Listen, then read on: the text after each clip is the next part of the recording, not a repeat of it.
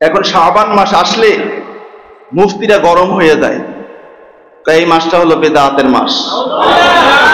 এই মাসটা শবে বরাত পালন করবে কতগুলো মানুষ, তারা বেদাত করবে। আবার শবে বরাত যেই রাত্রে আমরা পালন করি, 14 তারিখ দিবাগত রজনী আমরা জাগ্রত থাকি, সারা রাত কিয়ামুল লাইল করি।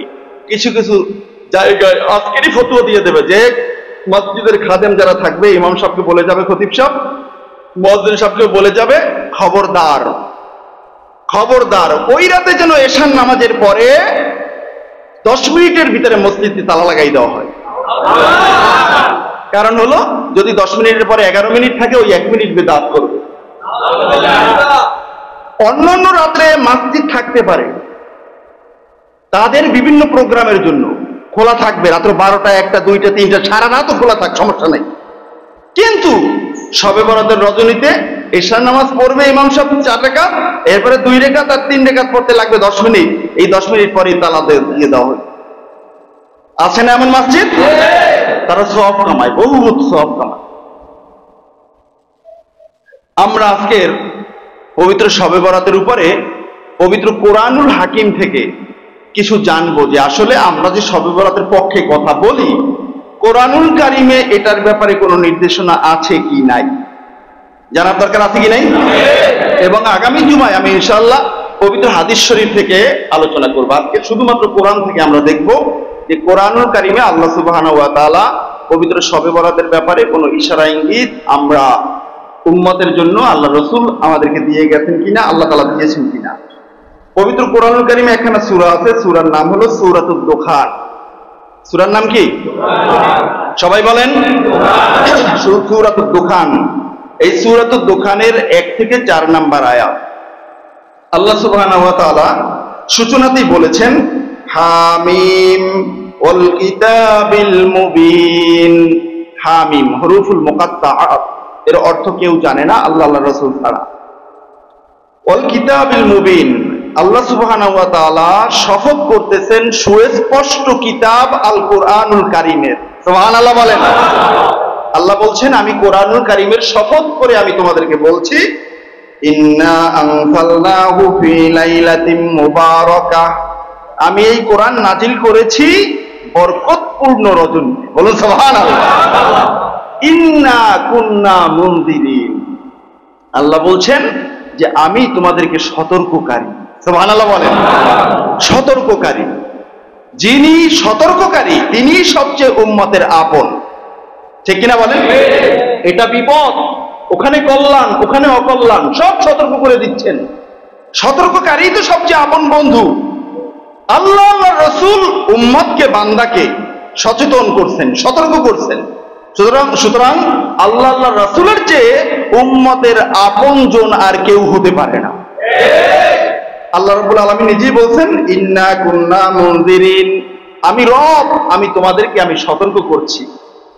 ফিহা ইউফরাকু কুল্লু আমরিন হাকিম, আল্লাহ বলছেন যেই মোবারক রজনীতে আমি কোরআনুল কারীম নাজিল করেছি, এই মোবারক রজনীতে আমি সকল বিষয়গুলোর ফয়সালা করে থাকি। বলুন সুবহানাল্লাহ। এই হলো আয়াতের সরল তর্জমা। এখন দেখেন, এখানে মূল প্রতিপাদ্য বিষয় হলো ইন্না আনজালনাহু ফি লাইলাতিন মুবারাকা। এই আয়াতটুকু যে আল্লাহ তাআলা বলছেন কোরআনুল কারীম এই রজনীতে, মোবারক রজনীতে আমি নাজিল করেছি। এখন কোরআনুল কারীমে একটা সূরাই আছে সূরাতুল কদর নামে, ওখানে আবার আল্লাহ তাআলা বলছেন ইন্না আনজালনাহু ফি লাইলাতিল কদর, আমি এই কোরআন নাজিল করেছি লাইলাতুল কদরে। তাহলে লাইলাতুল কদর এটা কোন মাসে? সবাই বলেন কোন মাসে? রমজানে। আর শাবান মাস, শবে বরাত, এটাকে আমরা বলি শাবান মাসে, রমজানের আগের মাস। এখন আল্লাহ নিজে বলছেন আমি কোরআন নাজিল করছি লাইলাতুল কদরে, আবার এই সূরাতুদ দুখানের এই আয়াতে আল্লাহ তাআলা বলছেন আমি কোরআন নাজিল করছি বরকতপূর্ণ রজনীতে। এখন আবার কিছু কিছু ওলামায়ে কেরাম বলেন যে এই বরকতপূর্ণ রজনী দ্বারা উদ্দেশ্য হলো শবে বরাত, মানে হলো শাবানের 14 তারিখ দিবাগত রজনী। এখন প্যাচ লাগবে না? আল্লাহ নিজে বলছেন একটা, আবার তাফসীরের ভিতরে আসছে একটা, আবার এই আয়াতে মুবারাক লাইলাতুল মুবারাকা দ্বারা উদ্দেশ্যটা কি? আমাদেরকে জানতে হবে কি হবে না? বন্ধুরা আমার, এক নম্বর কথা হলো, দুই একজন মুফাসসির বলছেন সূরাতুদ দোখানের ভিতরে যে লাইলাতুল মুবারাকার কথা আল্লাহ বলেছেন, এটার দ্বারা উদ্দেশ্য হলো লাইলাতুল কদর। কিন্তু বেশিরভাগ ওলামায়ে কেরাম, বেশিরভাগ মুফাসসিরিন কেরাম তারা বলছেন সূরাতুদ দোখানের লাইলাতুল মুবারাকা দ্বারা উদ্দেশ্য হলো লাইলাতুল বারাআত তথা শবে বরাতের রজনী, যেটা শাবান মাসে থাকে। বলুন না সুবহানাল্লাহ। এখন এক জায়গায় যদি 10 জন মানুষ থাকে, 10 জনের মাঝে 8 জনে বলে এক কথা আর 2 জনে বলে এক কথা, আপনারা কার দলে যাইবেন? সবাই বলেন 8 জন। 10 জনই যোগ্য মানুষ, উনি বলছেন এইভাবে, উনি বলতেছেন এইভাবে, কোনটা সবাই ইমাম, বড় বড় মুফাসসির। কেউ কেউ বলছেন যে এটা দ্বারা লাইলাতুল কদর উদ্দেশ্য, তাদের সংখ্যা হলো একেবারেই নগণ্য। আর যারা বলছেন লাইলাতুল বারাআ দ্বারা উদ্দেশ্য লাইলাতুল শবে বরাত, তাদের সংখ্যাটা হলো ভারী। দেখেন, আমি কয়েকটা তাফসীরের রেফারেন্স দিচ্ছি। গোটা পৃথিবী বিখ্যাত তাফসীর, তাফসীরে বাগাবী মাআলিমুত তানজিল, এই তাফসীরের মাঝে আল্লামা বাগাবী রাহিমাহুল্লাহ তাআলা উনি বলেছেন সূরাতুদ দোখানের মাঝে এই যে লাইলাতুল মুবারাকা, আল মুরাদু বি লাইলাতি মুবারাকা হিয়া লাইলাতুন নিসফে মিন শাবান। বলুন না সুবহানাল্লাহ। সূরাতুদ দোখানের মাঝে যে লাইলাতুল মুবারাকা আল্লাহ বলেছেন, এই লাইলাতুল মুবারাকা দ্বারা উদ্দেশ্য হলো শবে বরাতের রজনী। বলুন সুবহানাল্লাহ। কোন রজনী? একজন মুফাসসির আমরা পাইলাম একই রকম কথা বলেছেন তাফসীরে মাযহারির মাঝে। তাফসীরে মাযহারিতে একই কথা বলেছেন যে লাইলাতুল মুবারাকা দ্বারা উদ্দেশ্য হলো শবে বরাতের রজনী। একই কথা বলেছেন তাফসীরে জালালাইনের মাঝে। একই কথা বলেছেন পৃথিবীর সর্ববৃহৎ তাফসীর, তাফসীরে কাবীরের মাঝে। একই কথা বলেছেন তাফসীরে কুরতুবীর মাঝে। একই কথা বলা হয়েছে তাফসীরে রুহুল বায়ানের মাঝে। এরপরে তাফসীরে তাবারির মাঝে, তাফসীরে বাইজাবির মাঝে, তাফসীরে শায়েখজাদা সহ পৃথিবী বিখ্যাত আরো অনেক তাফসীরে এসেছে সূরাতুদ দোখানের লাইলাতুল মুবারাকা দ্বারা উদ্দেশ্য হলো লাইলাতুন নিসফে মিন শাবান, শাবান মাসের 14 তারিখ দিবাগত রজনী, যেটাকে আমরা শবে বরাত বলে জানি। বলুন আল্লাহু আকবার। তাহলে বন্ধুরা আমার, কোরআনুল কারিমে লাইলাতুল বারাতের ব্যাপারে আল্লাহ তাআলা বলছেন কি বলেন নাই? এটা আমরা জানলাম কিভাবে? আপনাদের বাইপাস মাসজিদের খতিব সাহেবের মাধ্যমে, নাকি শত শত বছর আগের বড় বড় মুফাসসিরদের মাধ্যমে? শত শত বছর আগের বড় বড় মুফাসসির। এই মুফাসসিরদের মাঝে কোন জাতের মুফাসসির আছে? তাদের মাঝে অনেকে রয়েছেন হাফিজুল হাদিস, যেমন আল্লামা জালালউদ্দিন সুয়ুতী রাহিমাহুল্লাহ তাআলা, 849 হিজরির মানুষ। ওনাকে মুহাদ্দিসিনে কেরামগণ বলেছেন হাফেজে হাদিসদের সর্বশেষ হাফেজে হাদিস হলেন আল্লামা জালালউদ্দিন সুয়ুতী রাহিমাহুল্লাহ তাআলা। বলুন সুবহানাল্লাহ। যিনি 600-র উপরে কিতাব লেখছেন। বলেন না সুবহানাল্লাহ। এবং কি উনি একজন মুফাসসির যিনি স্বতন্ত্র 2টা তাফসীর লেখছেন। বলুন না সুবহানাল্লাহ। তাফসীরে জালালাইন যেটা লেখছেন, তাফসীরে জালালাইন আলিয়া মাদ্রাসায়, কওমি মাদ্রাসায়, সারা পৃথিবীতে সব জায়গায় এটা পাঠ্যসূচির অন্তর্ভুক্ত। বলুন না সুবহানাল্লাহ। এরপরে আবার আছে ওনার তাফসীরে আদ-দুররুল মানসুর। আদ-দুররুল মানসুর এটা হলো খুব গ্রহণযোগ্য একটা তাফসীর। এই দুটো তাফসীর লেখছেন আল্লামা জালালউদ্দিন সুয়ুতী রাহিমাহুল্লাহ তাআলা। বলুন না সুবহানাল্লাহ। উনি হাফেজুল হাদিস হইয়া উনি 2টা তাফসীর লেখা উনি কোরআনুল কারীমের সূরাতুদ দোখান লাইলাতুল মুবারাকা দ্বারা উদ্দেশ্য করেছেন যে এখানে আল্লাহ তাআলা বুঝিয়েছেন শবে বরাতের রজনী। এরপরও আল্লামা জালালউদ্দিন সুয়ুতী রাহিমাহুল্লাহ তাআলা কেমন মুহাক্কিক আর কেমন মৌলবী, কেমন আলেম ছিলেন উনি। উনি কি আপনার মতো আমার মতো আলেম যে একজনে আসলে বিবাহ তালাক দিয়ে তার বউ আমি বিবাহ করে নিলাম, এমন আলেম নয়। বরং আল্লামা জালালউদ্দিন সুয়ুতী রাহিমাহুল্লাহ তাআলা ওনার জীবদ্দশায় উনি নিজে বলে গিয়েছেন, রাআইতুন নাবিয়্য সাল্লাল্লাহু আলাইহি ওয়াসাল্লাম বেদাউ 70 মাররা ইয়াকযা, আমি নূর নবীজিকে জাগ্রত অবস্থায় 70 বারের বেশি দেখেছি। বলুন আল্লাহু আকবার। উনি আপনার মতো দাওয়াত খাওয়া মৌলবি না। দাওয়াত খাওয়া ছাড়াও আলেম পৃথিবীতে আছে, ছিল, ঠিক কিনা বলেন? শুধুমাত্র আল্লাহ রাস্তা দিয়ে খাইলেই আলেম হয় না, আল্লাহ রাস্তা দিয়ে খাওয়া ছাড়াও আলেম আছে। কতগুলো বলে 40-এ বন্ধ হইলে ওনাদের দাওয়াত বন্ধ হয়ে যাবে, বলুন না নাউযুবিল্লাহ। এখনো বাংলাদেশেও এমন বহু আলেম আছে, টাকা মুষ্টিবদ্ধ করে দিলেও সেই টাকা গ্রহণ করে না, ঠিক কিনা বলে? দাওয়াত খাওয়ার জন্য 40-এ নয়, বরং তোমাদের বাপ-দাদারা সুদখোর ঘুষখোর পাপী ছিল, তাদেরকে দোয়া করার জন্য 40-এ করা হয়, ঠিক কিনা বলে? দাওয়াত খাওয়ার জন্য 40-এ রাখা হয় না। শবে বরাত, 40 এগুলো বলতে হইলে অনেক দলিলের দরকার নাই।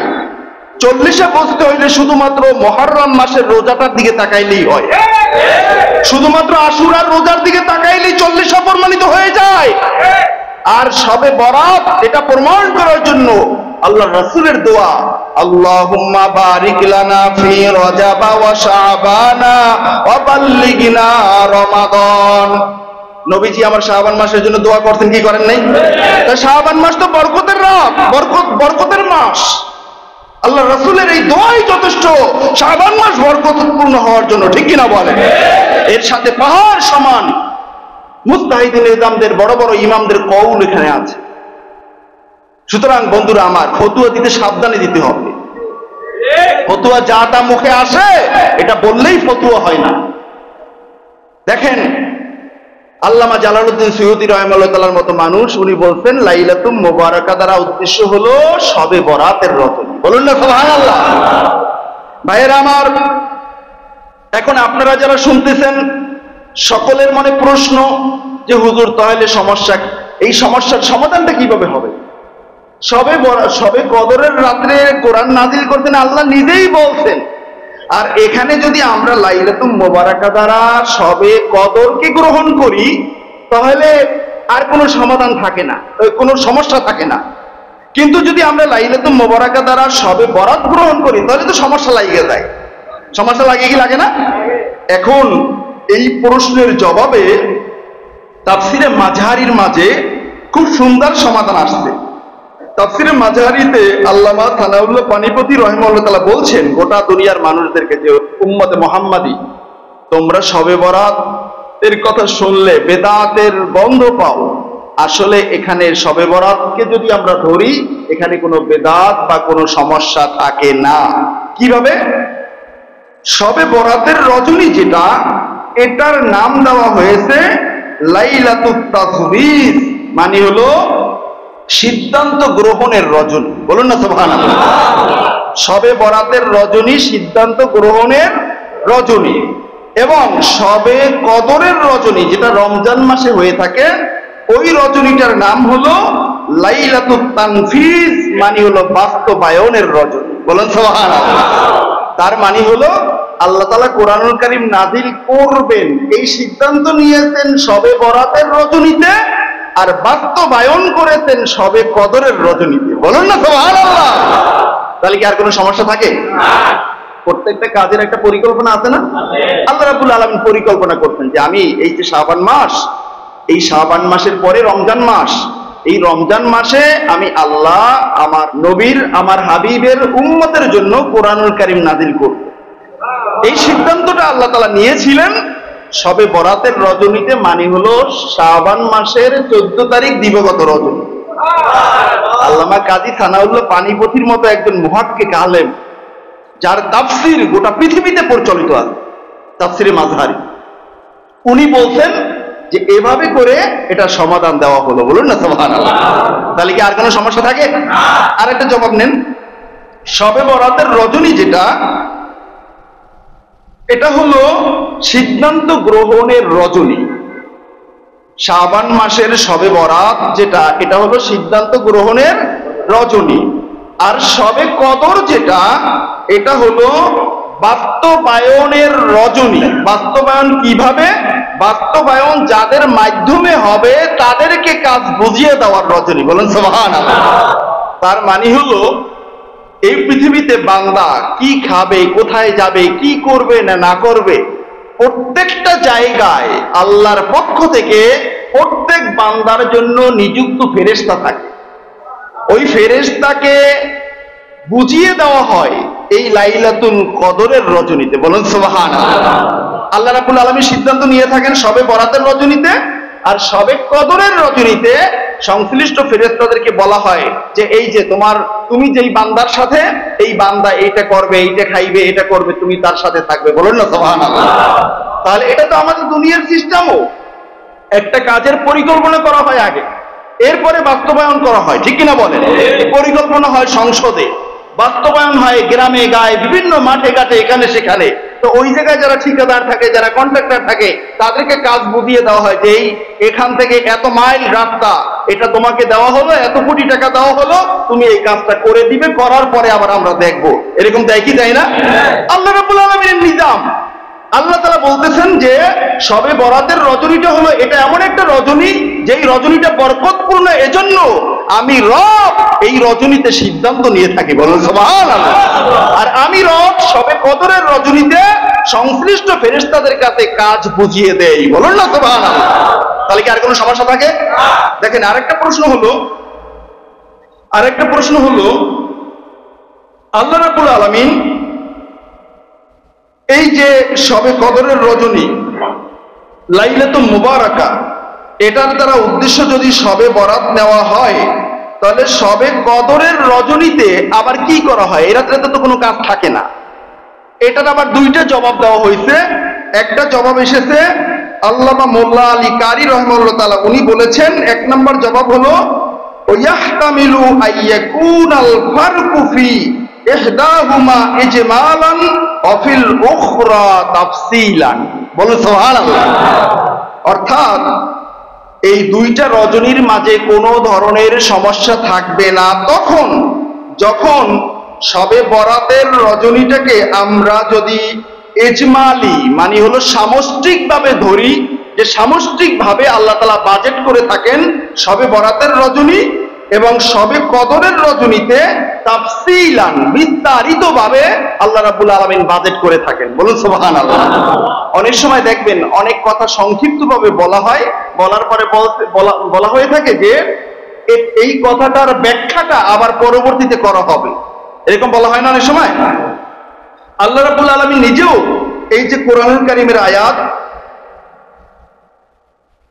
লাইলাতুল মুবারাকা, আল্লাহ নিজেই বলছেন। আবার লাইলাতুল মুবারাকাটা কতটুকু বরকতপূর্ণ আল্লাহ নিজে আবার ব্যাখ্যা করে বুঝাইছেন যে ফিহা ইউফরাকু কুল্লু আমরিন হাকিম।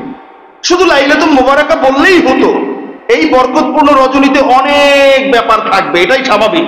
কিন্তু আল্লাহ নিজে আবার ব্যাখ্যা করতেন এই বরকতপূর্ণ রজনী হলো এমন রজনী যেই রজনীতে সব গুরুত্বপূর্ণ বিষয়গুলোর বিস্তারিতভাবে ফয়সালা করা হয়। বলুন সুবহানাল্লাহ। তাহলে এটা হলো একটা ব্যাখ্যা। ঠিক একই রকম শবে বরাতকে ধরা হয়েছে ইজমালি সংক্ষিপ্ত, আর শবে কদরকে বলা হয়েছে বিস্তারিত। বলুন সুবহানাল্লাহ। তাহলে এখানে আর কোনো সমস্যা থাকে? আরেকটা ব্যাখ্যা দেখেন, আরেকটা ব্যাখ্যা মিরকাতুল মাফাতির মাঝে এসেছে, বলা হচ্ছে যে শবে বরাত এবং শবে কদর দুইটাই ঠিক আছে, দুইটাই ফজিলতপূর্ণ। কিভাবে? তাখাসসাসা ইহদাহুমা বিল উমুরিদ দুনিয়া। শবে বরাতের যে রজনীটা, এটাকে খাস করা হয়েছে দুনিয়াবি কার্যক্রমের জন্য, এবং আল উখরা বিল উমুরিল উখরুবিয়্যাহ। শবে কদরকে খাস করা হয়েছে পরকালীন বিষয়ের জন্য। বলুন সুবহানাল্লাহ। তার মানে আল্লাহ সুবহানাহু ওয়া তাআলা শবে বরাতের রজনীতে দুনিয়াবি সকল বিষয়ের ফয়সালা করে থাকেন, আর শবে কদরের রজনীতে আল্লাহ তাআলা পরকালীন সব বিষয়গুলোর ফয়সালা করে থাকেন। বলুন সুবহানাল্লাহ। তাহলে কি আর কোনো ভেজাল থাকে? এখন আমরা যদি বলি শবে বরাত মানি না, না মানতে পারেন, শবে বরাতে এশার নামাজ পড়ে যদি কোনো আল্লাহর বান্দা ঘুমিয়ে যায় আবার উঠে ফজরের নামাজ পড়ে, আল্লাহর ওই বান্দার কোনো ক্ষতি হবে না, কোনো গুনাহ হবে না। কিন্তু কেউ যদি এশার নামাজ জামাতের সাথে পড়ে ফজর পর্যন্ত কিয়ামুল লাইল করে, ফজর পর্যন্ত কিয়ামুল লাইল করে, আল্লাহর জিকির আজকার তাসবিহ তাহলিল নামাজ পড়ে, বিভিন্ন ধরনের ইবাদতের মাঝে মশগুল থাকে, ওই বান্দাকে আল্লাহ সুবহানাহু ওয়া তাআলা অফুরন্ত নিয়ামত দান করবেন, বলেন সুবহানাল্লাহ। এই কথাটা তাফসিরে কুরতুবীর মাঝে এসেছে যে লাইলাতুল বারাআ এটা কতটা ফজিলতপূর্ণ রজনী। শবে বরাতের রজনীর মোট 4টা নাম আছে। কয়টা নাম বলেন? তাফসিরে কুরতুবীর মাঝে এসেছে ওয়ালাহা আরবাতু আসমা, শবে বরাতের মোট নাম রয়েছে 4টি। 1 নাম্বার নাম হলো আল-লাইলাতুল মুবারাকা, বরকতপূর্ণ রজনী, বলেন সুবহানাল্লাহ। 2 নাম্বার নাম হলো আল-লাইলাতুল বারাআ, বারাআতের মানে মুক্তির রজনী। 3 নাম্বার নাম হলো লাইলাতুস সাক্কা, মানে হলো বাজেটের রজনী। আর 4 নাম্বার নাম হলো লাইলাতুল কদর, মানে হলো তাকদীর লেখার রজনী, বলেন সুবহানাল্লাহ। তাফসিরে কুরতুবীর মাঝে এই 4টা নাম লাইলাতুল বারাতের ব্যাপারে এসেছে। এছাড়াও যুগ বিখ্যাত একজন মুহাদ্দিস আল্লামা আবুল খায়ের আত-তালকানী রাহিমাহুল্লাহ তাআলা ওনার কিতাবের মাঝে শবে বরাতের মোট 12টি নাম উল্লেখ করছেন। সুবহানাল্লাহ বলেন। এই 12টি নামের ব্যাপারে সময় পাইলে আলোচনা করব, তার আগে আমরা একটু হাদিস থেকে দেখি। সুনান নাসাই, সিহাসিত্তার অন্যতম কিতাব সুনান নাসাই 2357 নম্বর হাদিসে বলা হয়েছে, হযরত উসামা ইবনে যায়েদ রাদিয়াল্লাহু তাআলা আনহু থেকে বর্ণিত হাদিস, তিনি বলেন, কুলতু ইয়া রাসূলুল্লাহ লাম আরাকা তাসুমু শাহরান মিনাশ শুহুরি মা তাসুমু মিন শাবান। হযরত উসামা ইবনে যায়েদ, নবীজির পালক ছেলে যায়েদ রাদিয়াল্লাহু তাআলা আনহুর ছেলে উসামা, নবীজির নাতি, একবার নবীজিকে জিজ্ঞাসা করলেন, ইয়া রাসূলুল্লাহ, ইয়া হাবিবাল্লাহ, আমরা দেখতে পাই যে আপনি শাবান মাসে একেবারে অনেক রোজা রাখেন, লাগাতার রোজা রাখেন, আপনি রোজা ছাড়েন না, এটার কারণটা কি? তখন নবীজি আমার বললেন, যালিকা শাহরুন ইয়াগফুলুন নাসু আনহু বাইনা রজাবিন ও রমজান। বলা হয়েছে যে শাবান মাসটা হলো এমন একটা মাস যেই মাসের মাঝে মানুষেরা গাফেল থাকে, কারণ এই মাসটা হলো রজব এবং রমজানের মাঝ বরাবর মাস। রজব মাস আসলে গোটা দুনিয়ার মানুষ মেরাজকে কেন্দ্র করে অনেক আমল টামল করে, এই মাসটাকে খুব উর্বর রাখে, মাসটার দিকে সবাই খুব নজর রাখে, অনেক আলোচনা করে, অনেক ইবাদত বন্দেগী করে। কিন্তু তার পরবর্তী মাসটা আসলে একটু ঝিমিয়ে যায়, একটু ঘুমিয়ে যায়, একটু গাফেল থাকে। তার কারণ মানুষেরা চিন্তা করে পরবর্তী মাস তো রমজান আসতেই আছে, সারাদিন রোজা রাখবো, রাত্রে তারাবি পড়বো, অনেক ইবাদত হবে, সুতরাং এই মাসটা আসলে মানুষেরা কিছুটা গাফেল হয়ে যায়।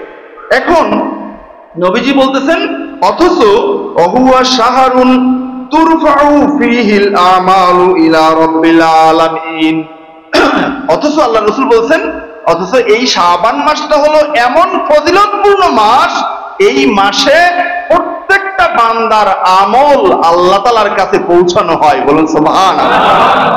প্রত্যেকটা বান্দার আমল আল্লাহ তাআলার কাছে পৌঁছে। এখন নবীজি বলতেছেন, হা উহিব্বু আইয়ুরফা আমালি ওয়া আনা সাইম, আমি নবী চাই আমার আমলটা এই অবস্থায় পৌঁছবে যে আমি রোজাদার, বলুন না সুবহানাল্লাহ, যে আমি রোজা রাখছি, আমি রোজাদার, রোজা অবস্থায় আমার আমলটা আল্লাহ রাব্বুল আলামিনের কাছে পৌঁছুক, এটা আমি নবী চাই, বলুন না সুবহানাল্লাহ। তাহলে আমরাও চাই কি চাই না? নবীজি আমার বলেছেন গোটা দুনিয়ার উম্মতকে, রজব মাস হলো আল্লাহর মাস, ও শাবানু শাহরি, এবং শাবান মাসটা হলো আমার নবীজির মাস, বলুন না সুবহানাল্লাহ। শাবান মাস কার মাস? নবীজির মাস। সুতরাং এই শাবান মাসে যেই সমস্ত উম্মতেরা বেশি বেশি আমল করবে, তারা আল্লাহর রাসূলের নেক দৃষ্টি সন্তুষ্টি অর্জন করতে সক্ষম হবে, বলুন না সুবহানাল্লাহ। এখন নবীজি আমার বলছেন যে আমি চাই আমার আমলটা যাতে রোজা সহকারে আল্লাহর কাছে পৌঁছে। এই কারণে নবীজি একেবারে ক্রমাগত রোজা রাখতেন। বুখারী, মুসলিম, আবু দাউদ এবং নাসাই শরীফের মাঝে এসেছে, আম্মাজান আয়েশা সিদ্দিকা রাদিয়াল্লাহু তাআলা আনহা বলেন, আমা রাআইতু রাসূলুল্লাহি সাল্লাল্লাহু আলাইহি ওয়াসাল্লাম ইস্তাকমালা সিয়ামু শাহরিন ইল্লা রমাদান, যে আমরা কখনো নবীজিকে রমজান মাস ছাড়া পরিপূর্ণ মাসব্যাপী রোজা রাখতে দেখি নাই, তবে ওমা রাআইতুহু আকসারা সিয়ামান মিনহু ফি শাবান, তবে বাকি 11টি মাসের মাঝে সবচেয়ে বেশি রোজা নবীজি রাখতেন শাবান মাসের মাঝে। বলুন না সুবহানাল্লাহ। তাহলে শাবান মাসে রোজা রাখার দরকার আছে কি নাই? যারা বেশি রাখতে পারবো না, কমপক্ষে শবে বরাতের রজনীর রোজাটা আমরা রাখতে পারি, যেটা হাদিস দ্বারা প্রমাণিত, ঠিক কিনা বলেন? আমরা ইনশাআল্লাহ আগামী জুমায় এই হাদিস থেকে আলোচনা করব ইনশাআল্লাহ। দেখেন, হযরত মহিউদ্দিন আব্দুল কাদের জিলানী রাহিমাহুল্লাহ তাআলা বলেছেন, তবে এখানে আরেকটা হাদিস আমি শুনিয়ে দেই। আবু দাউদ শরীফ এবং তিরমিজি শরীফে হাদিসখানে এসেছে, রাসূলুল্লাহ সাল্লাল্লাহু আলাইহি ওয়াসাল্লাম বলেছেন, উম্মতেরা আমার, তোমরা শাবান মাসে অনেক রোজা রাখবে, ঠিক আছে, কিন্তু তোমরা তো দুর্বল। রমজান মাসের রোজাই তো কতজনে ফতোয়া দিয়ে রাখে না, গ্যাস্ট্রিক, শরীর অসুস্থ, দুর্বল, অমুক তমুক, আছে না এরকম? এখন কোন উম্মত এতটা আগ্রহান্বিত হয়েছে যে শাবান মাসে একেবারে পুরোটা রোজা রেখে ফেলাইছে, তাহলে যদি সে অসুস্থ হয়ে যায়, এই কারণে দেখেন আপনার আমার উপরে কতটা দয়াশীল নবীজি সেই 1500 বছর আগে বলে গেছেন, আমি নবী রোজা রাখি, শাবান মাসে সবচেয়ে বেশি রাখি। তোমরা মনে করো যে আমি আর রোজা ভাঙবই না, তবে মনে রাখবে আমি রাসূল, আমি তোমাদের কারো মতো নই। ইউতইমুনি রব্বি ওয়া ইউসকিনি, আমি নবীকে আমার আল্লাহ খাওয়ান এবং পান করান। বলুন না সুবহানাল্লাহ। এই কারণে নবী সওমে বিসাল করতেন। সওমে বিসাল মানে কি জানেন? ইফতারি করতেন না। আমরা সন্ধ্যাবেলা ইফতারি করি না, আর নবীজি কোনো ইফতারি করতেন না, একেবারে লাগাতার 2, 3, 4, 5 দিন রোজা রাখা ফেলাইতেন। এইটা দেখে কিছু কিছু সাহাবায়ে কেরাম শুরু করে দিয়েছে যে আল্লাহ রাসূল এরকম রোজা রাখে, সন্ধ্যাবেলা ইফতারি করেন না, তাহলে আমরাও করি। তখন আল্লাহ রাসূল বলেন, যাইয়ুকুম মিসলি, এ বেটারা, তোমরা আমার মতো আমল শুরু করছো, তোমরা কে আমার মতো? আমার মতো তোমরা কেউ না।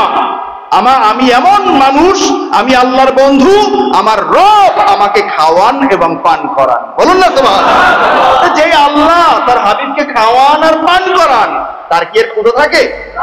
তার কি ক্ষুধা থাকে? আপনাদেরকে হয়তো পিছনে আমি শুনিয়েছিলাম, হিজরতের যখন গারে সাওরের ভিতরে নবীজি বসা ছিলেন, আবু বকর সিদ্দিক রাদিয়াল্লাহু তাআলা আনহু সহ, আবু বকর সিদ্দিক রাদিয়াল্লাহু তাআলা আনহু এক পর্যায়ে বলেছিলেন, ইয়া রাসূলুল্লাহ, ইয়া হাবিবাল্লাহ, আমি পানি তৃষ্ণায় আমার গলা ফেটে যাচ্ছে, কলিজা ফেটে যাচ্ছে, গলার ভিতরে মনে হয় যেন কাঁটা ফুটতেছে, আমার পানি পান করা দরকার। নবীজি সংক্ষিপ্তভাবে স্বাভাবিকভাবে বলে ফেললেন, আবু বকর, তোমার পানি তৃষ্ণা আছে, যাও গুহার মুখে গিয়ে পানি পান করে আসো। বলুন না সুবহানাল্লাহ। গুহার মুখে কত হাজার ফিট উপরে গারে সাওর, ওখানে পানির তো দূরের কথা, পানির কোনো ঘেরানো নাই। নবীজির নির্দেশ মতো আবু বকর সিদ্দিক রাদিয়াল্লাহু তাআলা আনহু সামনে চলে গেছেন, সামনে গিয়ে দেখতেছেন গুহার মুখে পানি কলকল কলকল ধ্বনি। বলুন না সুবহানাল্লাহ। পানি উঠতেছেন, পেট ভরে পানি খাইছেন। আবু বকর রাদিয়াল্লাহু তাআলা আনহু এসে বললেন, ইয়া রাসূলুল্লাহ, ইয়া হাবিবাল্লাহ, এমন পানি আমি জীবনে কোনোদিন পান করি নাই, যেই পানিটা দুধের চেয়েও সাদা, মধুর চেয়েও মিষ্টি, বরফের চেয়েও ঠান্ডা। ইয়া রাসূলুল্লাহ, আমি গলা পর্যন্ত ভরে পান করছি। বলুন না আল্লাহু আকবার। নবীজি আমার বললেন, আবু বকর, এই পানি কিসের পানি পান করলা তুমি জানো? বলে, ইয়া রাসূলুল্লাহ, আমি তো জানি না, আপনিই জানেন। তখন বলতেছেন, তুমি যখন পানি খাবে বলছো, তখন আল্লাহ রাব্বুল আলামিন জান্নাতের ফেরেশতা রেদওয়ানকে নির্দেশ দিয়েছেন যে, ও রেদওয়ান, আমার হাবিবের গারের সাথী সাহাবী আমার আবু বকর পানি পান করতে চায়, তাকে দুনিয়াবি কোনো পানি আমি পান করাবো না, জান্নাতের নহর চালু করে দাও গারে সাওরের গুহায়। বলুন আল্লাহু আকবার। আবু বকর রাদিয়াল্লাহু তাআলা আনহু জীবন্ত থাকতে জান্নাতের পানিও পান করতেন।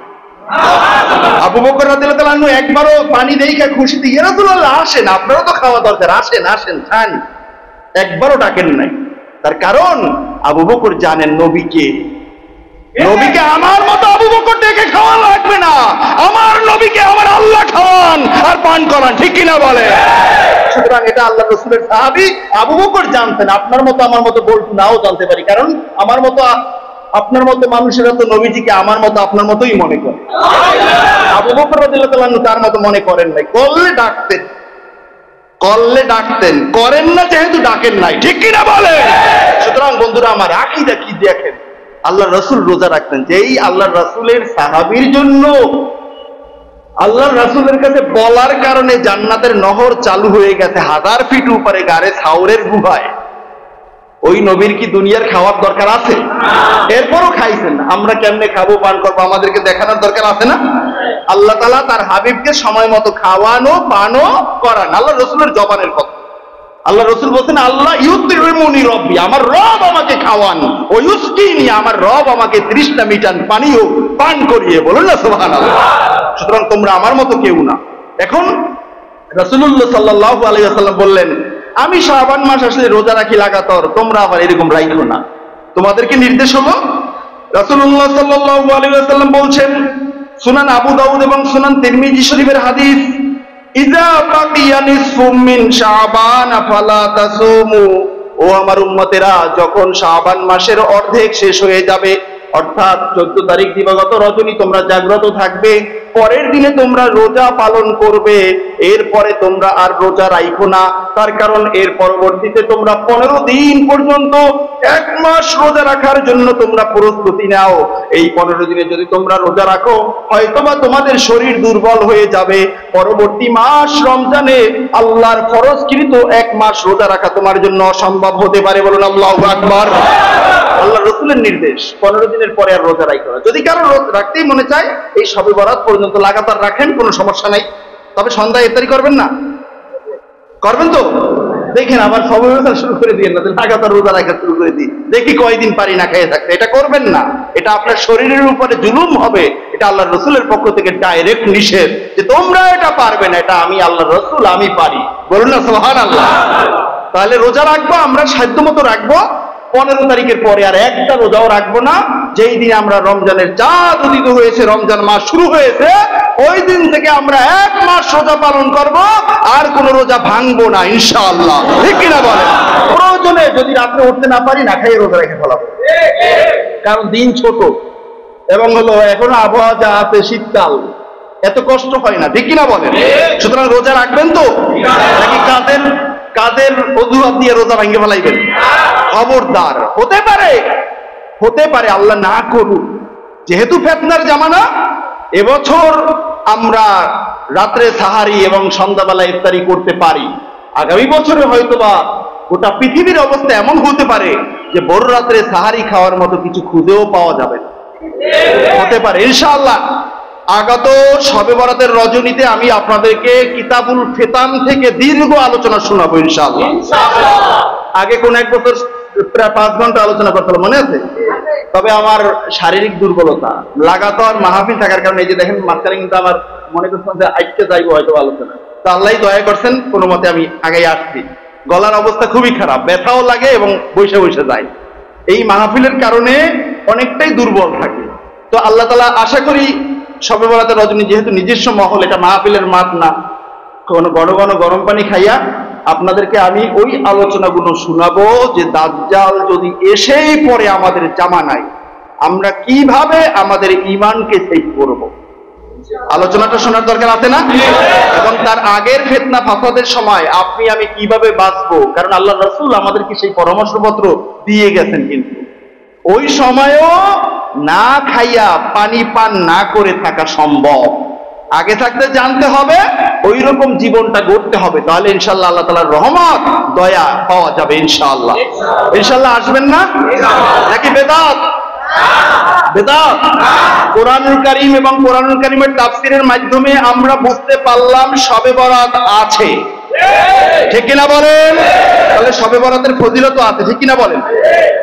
মহিউস সুন্নাহ আব্দুল কাদের জিলানী রাহিমাহুল্লাহ তাআলা বলছেন, গোটা দুনিয়ার উম্মতকে, ও আল্লাহ রাসূলের উম্মতেরা, শাবান মাস আসলে বেটা চিল্লা পাল্লা করো বেদাত বেদাত বইলা। শাবান মাসের ফজিলত, রমজানের শাবান মাসের দিনের রোজা এবং রাতের ইবাদত বুঝতে হলে কোরআন আর হাদিসের দরকার নাই, শুধু শাবান এই মাসটার দিকে তাকাও, এই মাসটাই তোমাকে বলে দিবে যে আমি অনেক ফজিলতপূর্ণ। বলুন না সুবহানাল্লাহ। গোটা পৃথিবী বিখ্যাত কিতাব বুনিয়াদুত তালিবিনের মাঝে এসেছে, আব্দুল কাদের জিলানী রাহিমাহুল্লাহ তাআলা বলেছেন, উম্মতে মুহাম্মাদীকে শোনো শোনো, শাবান শব্দটা লিখতে মোট 5টা হরফ লাগে। কয়টা হরফ? শিন, আইন, বা, আলিফ, নুন। মোট কয়টা হরফ? 5টা হরফ। এই 5টা হরফের মাঝে প্রথম হরফ হলো শিন। শিনের অর্থ করেছেন তিনি শারফুন, মানে হলো সম্মান। শিনের অর্থ কি? সম্মান। শারফুন মানে সম্মান। শিনটা আমাদেরকে বলে দিচ্ছে যে এই যে শাবান লিখতে প্রথম হরফ শিন, এই শিনের অর্থ সম্মান। তার মানে তুমি যদি এই মাসে বেশি বেশি ইবাদত বন্দেগী করো, তোমার সম্মান আল্লাহ আল্লাহর রাসূলের কাছে বেড়ে যাবে। বলুন না সুবহানাল্লাহ। এরপরে দ্বিতীয় হরফ হলো আইন। আইন শব্দের অর্থ হলো উলুগুন, মানে হলো উচ্চ মর্যাদা। বলুন না সুবহানাল্লাহ, উঁচু মর্যাদা। এর পরের হরফ হলো বা। বা শব্দের অর্থ হলো বিররুন, মানে হলো কল্যাণ।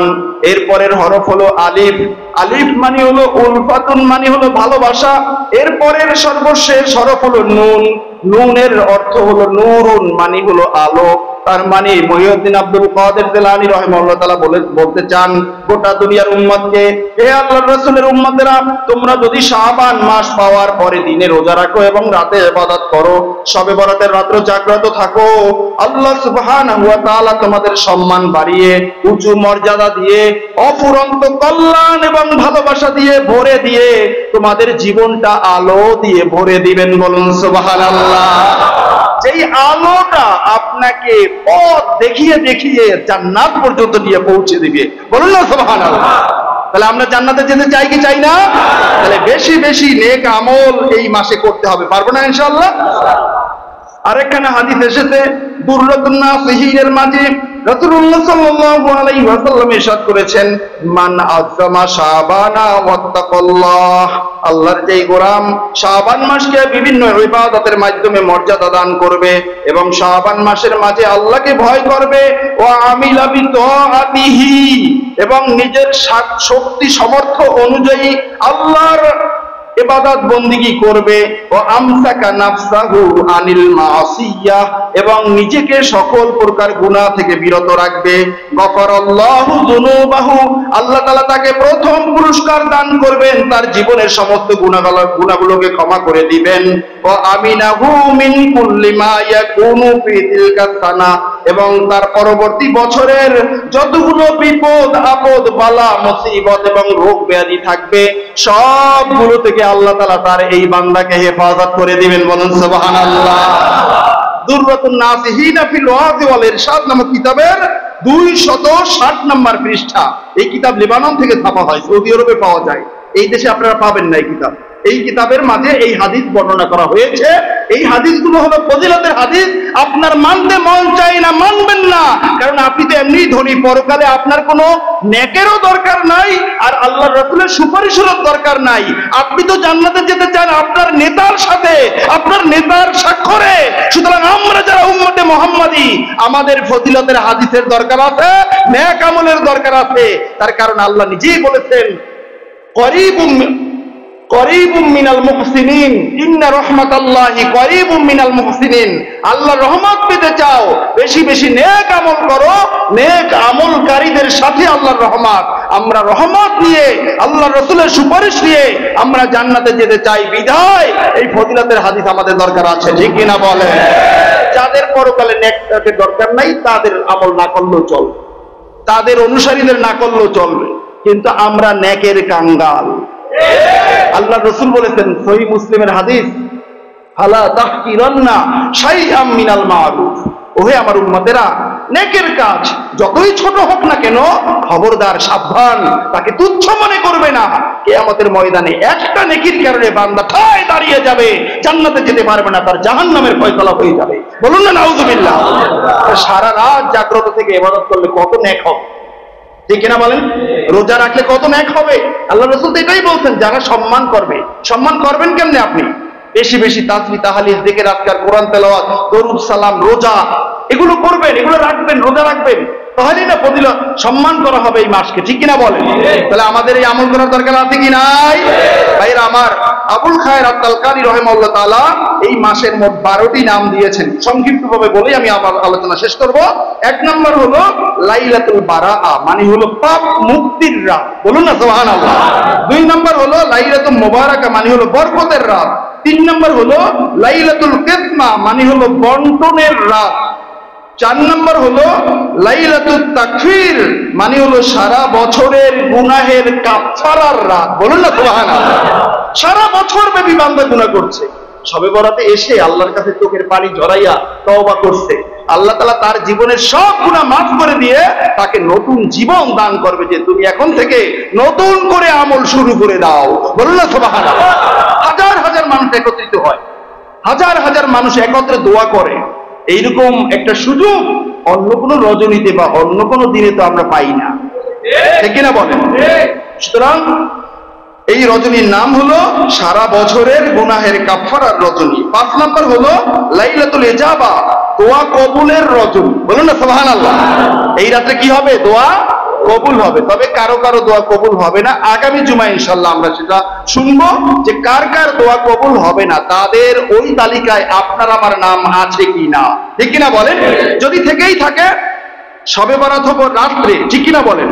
আগামী জুমায় আমরা আলোচনা শুনবো, রাত্র আসার আগে আমরা তওবা করে নিব, আমরা ওই অপরাধটা জীবন থেকে ডিলিট করে দিব, তাহলে তো রাত্রে আমার তওবা কবুল হবে, ঠিক কিনা বলেন বন্ধুরা আমার? এরপরে 6 নাম্বার হলো লাইলাতুল ঈদিল মালাইকা, ফেরেশতাদের ঈদের রজনী। বলুন না সুবহানাল্লাহ। ফেরেশতাদের ঈদের রজনী কেন?